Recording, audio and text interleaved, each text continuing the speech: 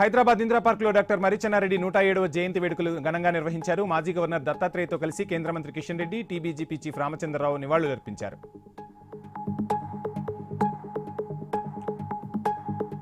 అంబేద్కర్ కోనసీమ జిల్లా తాటిపాకలో లబ్ధిదారులకు సీఎంఆర్ఎఫ్ చెక్కులను పంపిణీ చేశారు. టీడీపీ ఇన్ఛార్జ్ గొల్లపల్లి అమూల్య పేద ప్రజలకు సీఎం సహాయ నిధి నెల్లూరు జిల్లా కావలి డివిజన్ పోలీసులకు 5 బొలెరో కార్లను బహుమతిగా ఇచ్చారు. రాజ్యసభ సభ్యుడు బీదా మస్తాన్రావు ఈ వాహనాలను జిల్లా ఎస్పీ అజితా వేజెండ్లకు అందజేశారు. రాష్ట్ర ప్రజలకు నూతన సంవత్సరం సంక్రాంతి శుభాకాంక్షలు తెలిపారు. అంబేద్కర్ కోనసీమ జిల్లా అప్పనపల్లి బాలబాలాజీ స్వామివారి ఆలయం సంక్రాంతి వేడుకలకు సర్వంగా సుందరంగా ముస్తాబైంది. 3 రోజుల పాటు జరిగే ఉత్సవాల కోసం అధికారులు ప్రత్యేక ఏర్పాట్లు చేశారు. భోగి మంటల్లో వేసేందుకు 1,00,000 పిడకలు సిద్ధం చేశారు.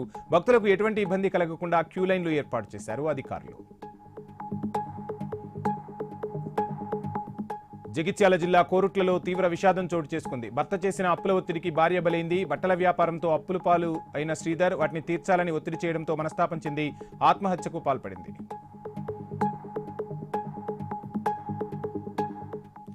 అనంతపురంలో మద్యం దుకాణానికి గుర్తు తెలియని వ్యక్తులు నిప్పంటించారు. ఈ ప్రమాదంలో 4 లక్షల మద్యం బాటిళ్లు దగ్ధమైనట్లు యజమాని తెలిపారు. గత రాత్రి ఘర్షణ జరిగిందని, దీంతో దుండగులు షట్టర్ కింది భాగంలో మంటలు పెట్టారని చెప్పాడు. ఘటనా స్థలానికి చేరుకున్న ఫైర్ సిబ్బంది మంటలను అదుపు చేశారు.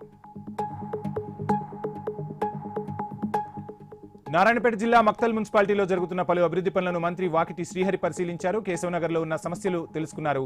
అనంతరం కాలనీవాసులతో ముచ్చటించి సమస్యలను పరిష్కరిస్తామని హామీ ఇచ్చారు. భద్రాద్రి కొత్తగూడెం జిల్లాలో రోడ్డు ప్రమాదాలపై ఎస్పీ రోహిత్ రాజ్ అవగాహన కల్పించారు. సుజాత్ నగర్లోని ప్రభుత్వ పాఠశాలలో అరైవ్ అలైవ్ కార్యక్రమం ఏర్పాటు చేశారు. డ్రైవింగ్ చేసేటప్పుడు ప్రతి ఒక్కరూ బాధ్యతగా ఉండాలని పిలుపునిచ్చారు. మద్యం మత్తులో వాహనాలను నడపరాదని సూచించారు. మూసీ పరివాహక ఇళ్ల జోలికి రావద్దని హెచ్చరించారు. బీఆర్ఎస్ నాయకుడు దోసరి శ్రీనివాస్ గౌడ్ మూసీ ప్రాంతంలో సాయిల్ టెస్టులను స్థానికులు అడ్డుకున్నారు. ఎలాంటి సమాచారం ఇవ్వకుండా ప్రజలను భయాందోళనకు గురిచేస్తున్నారని తెలిపారు. అభివృద్ధి పేరుతో పేదల ఇళ్లను కూలిస్తే చూస్తూ ఊరుకోబోమన్నారు. అంబేద్కర్ కోనసీమ జిల్లా పామరులో కారు బీభత్సం సృష్టించింది. బైక్పై వెళ్తున్న దంపతులను ఢీకొట్టింది. అనంతరం పంట బోదెలోకి దూసుకెళ్లింది. ఈ ప్రమాదంలో భర్త మృతి చెందగా భార్యకు తీవ్ర గాయాలయ్యాయి.